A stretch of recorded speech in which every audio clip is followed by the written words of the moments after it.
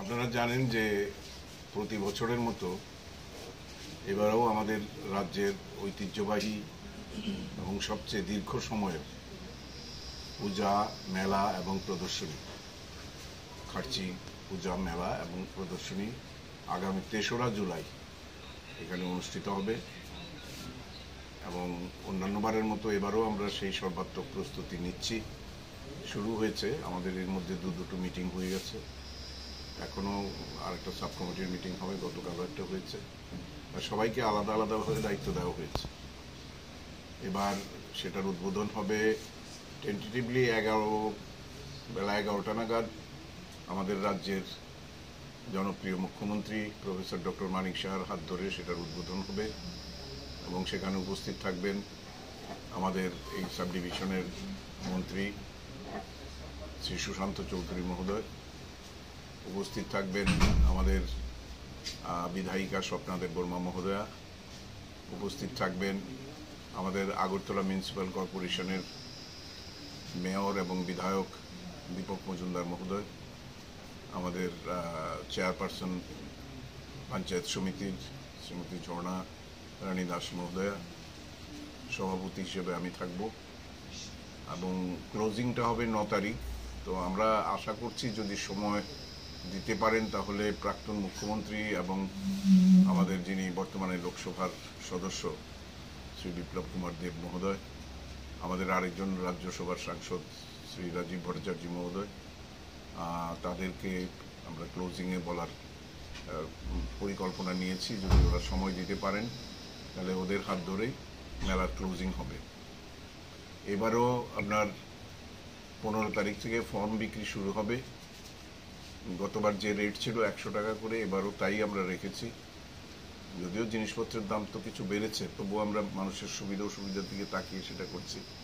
আর আমাদের প্র্যাকটিক্যালি মেলা কমিটির হাতে কোনো ফান্ড থাকে না। আপনারা জানেন যে যেহেতু এখানে মন্দিরের কোনো ইনকাম আমাদের কাছে আসে না, সেটা একদম পরিষ্কার সহ সব কিছু আমাদেরই করতে হয়। তো বিভিন্ন সরকারি দপ্তর, আগরতলা মিউনিসিপ্যালিটি থেকে শুরু করে আপনার সেই আলো সাজানো, আমরা নেপকোর সাহায্য নেই এবং বিভিন্নভাবে আমরা সমস্ত দপ্তরগুলোকে তাদের স্টল দেওয়া হয় প্রদর্শনীর জন্য এবং সারা দেশের অগ্রগতি এবং আমাদের কি করণীয় সেটা আমরা মানুষকে নতুন করে স্মরণ করিয়ে দিতে চাই। প্লাস্টিক মুক্ত, নেশামুক্ত ত্রিপুরা এবং ফুড সেফটি ভ্যান থাকবে, এটা যাতে মেলার মধ্যে খাদ্যের কোনো রকম ভেজাল বা বাসি পচা খাবার না দেওয়া হয়। এছাড়া আমাদের থিম এবার হবে অপারেশন সিঁদুর, তার জন্য আলাদাভাবে পরিকল্পনা নেওয়া হয়েছে।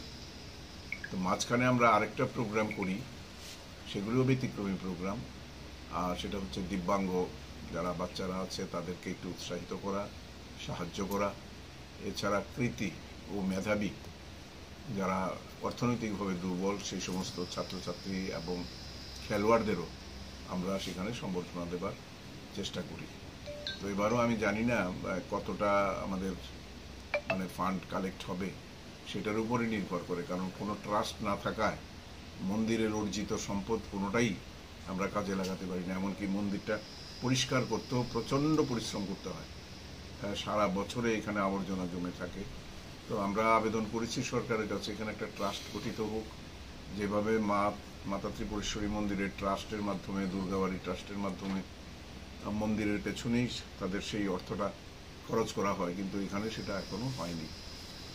আর আমাদের দেশের এবং রাজ্যের অগ্রগতির যে সমস্ত সুফলগুলো মানুষের কাছে পৌঁছে যাচ্ছে সেগুলোকে হাইলাইট করার জন্য আমরা বিভিন্ন দপ্তরকে বলেছি সেদিনকার মিটিংয়ে। এছাড়া আপনারা জানেন যে এবার বিশেষ করে গত 26শে জানুয়ারি দিল্লিতে যে ট্যাবলো বেরিয়েছে, রাজ্যের যে ট্যাবলো দেওয়া হয়েছিল, সেখানে চতুর্দশ দেবতার বাড়ির স্থান হয়েছে এবং সারা ভারতবর্ষের মধ্যে এটা দ্বিতীয় হয়েছে। তো সেই দিক থেকেও এবারের মেলার গুরুত্ব অনেক বেশি। এছাড়া আগের দিন স্নান যাত্রা হবে, এর আগে আমাদের সরকারি তোষাখানা থেকে সমস্ত চতুর্দশ দেবতার অলঙ্কারগুলো আসবে, সাজবে। এছাড়া পুলিশ ব্যান্ড দিয়ে তাদেরকে গার্ড অফ অনার দিয়ে সমস্ত মূর্তিকে নিয়ে যাওয়া হবে স্নান ঘাটে, সেখান থেকে স্নান সেরে এসে দেবতারা বাইরের মন্দিরে অধিষ্ঠিত হবে এবং সেখানেই 7 দিনব্যাপী পুজো পাঠ হবে। আর 2 তারিখ রাত্রে থেকেই পুজো শুরু হয়ে যায় এবং স্নান যাত্রা হয় সকালবেলা। 2 তারিখ না 1 তারিখ রাত্রে থেকে 2 তারিখ স্নান যাত্রা হয়। স্নান যাত্রাও মহা সমারোহে হয়, এটা আপনারাও অ্যাটেন্ড করেন প্রত্যেক বছর। এবারও আপনাদের সাদর নিমন্ত্রণ, আপনারা আসবেন এবং আপনাদের মাধ্যমে, কারণ এটা দেশব্যাপী এখন প্রচার পেয়েছে, আমাদের এই উদ্যোগকে স্বাগত জানিয়ে তার শুভেচ্ছা কামনা করে প্রধানমন্ত্রী, স্বরাষ্ট্রমন্ত্রী থেকে শুরু করে সমস্ত মেসেজ আমাদের কাছে আসে এবং বিভিন্ন রেলওয়ে স্টেশন, সেই ত্রিপুরা, গুয়াহাটি, কলকাতা, দিল্লি, সবখানে ট্যুরিজম দপ্তর থেকে, কারণ এটা একটা ট্যুরিস্ট অ্যাট্রাকশন। আপনারা জানেন যে এখানে 14 বাড়িতেও আপনার মানে নতুন একটা প্রজেক্ট এখানে আমরা পেয়েছি, এটাও মাতাবাড়ির ঢঙেই সাজবে এবং উল্টো দিকে এটাও প্রজেক্ট জমা দেওয়া হয়েছে। আগামী দিন আমরা একটা রূপ দেবার চেষ্টা করি। তো এবছর হচ্ছে না, তো সামনের বছর আশা করি নবরূপে আমরা চতুর্দশ দেবতাকে আবাহন করব, পুজো করব এবং সবাই মিলে, কারণ এখানে 20 থেকে 25 লক্ষ লোক আসে, সবার সম্মিলিত প্রচেষ্টা। এছাড়া সাধুরা, আপনারা জানেন যে এখানে যারা আসেন সারা দেশ থেকে, সাধুরা অবহেলিত ছিল, তাদের কোনো যত্ন নেওয়া হতো না, রোদে জলে বৃষ্টিতে তারা অভুক্ত অবস্থায়ও থাকতো। আমি আসার পর থেকেই তাদের খাওয়ার ব্যবস্থা, থাকার ব্যবস্থা সম্পূর্ণ আলাদা করে আমরা দায়িত্ব নিয়ে করি, সেগুলো আগে কখনো হতো না। এছাড়া ফুড কোর্ট, আমাদের যে ট্র্যাডিশনাল ফুড হ্যাবিট যেটা আছে সেটাকেও তুলে ধরা হবে, সেজন্য আলাদা প্যাভিলিয়ন হয়। সেই প্যাভিলিয়নটাও যথেষ্ট মানে মানুষের মধ্যে সারা জাগায়।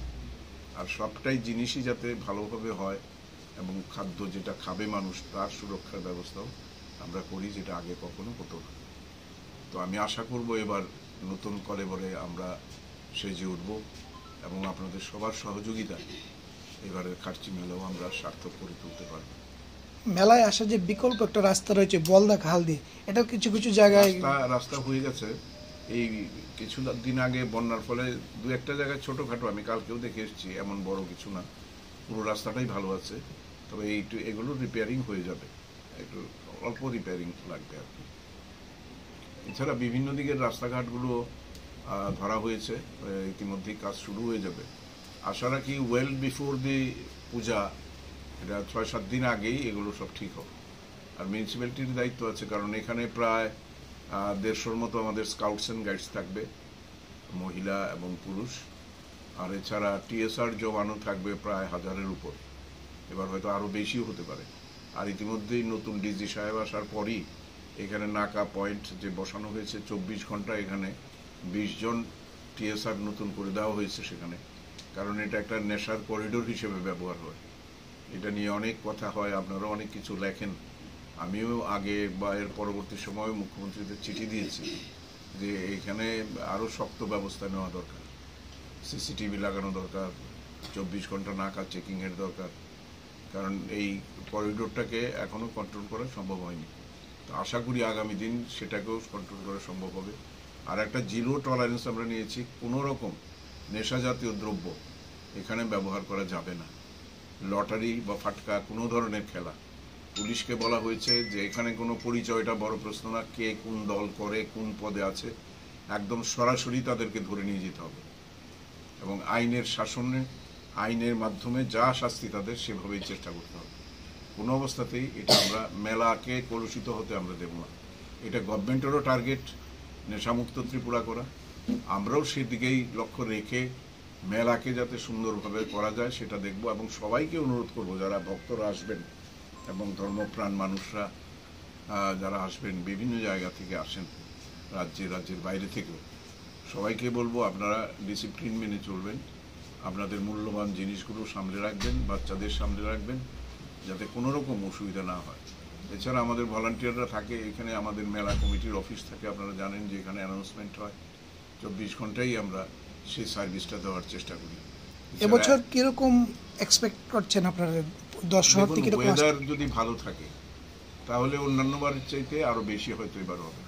আমরা 1 বছর কোভিডের কারণে করতে পারিনি, এছাড়া প্রতি বছরই, গত বছর আগের বছর বৃষ্টির জন্য প্রচন্ড ক্ষতি হয়েছে, ব্যবসায়ীরাও মার খেয়েছে।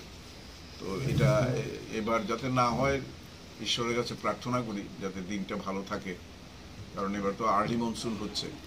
তো কাজেই আশা রাখছি যে হয়তো ওই সময়টা আমরা একটু ভালো পাবো। বিশেষ কোনো ট্রেন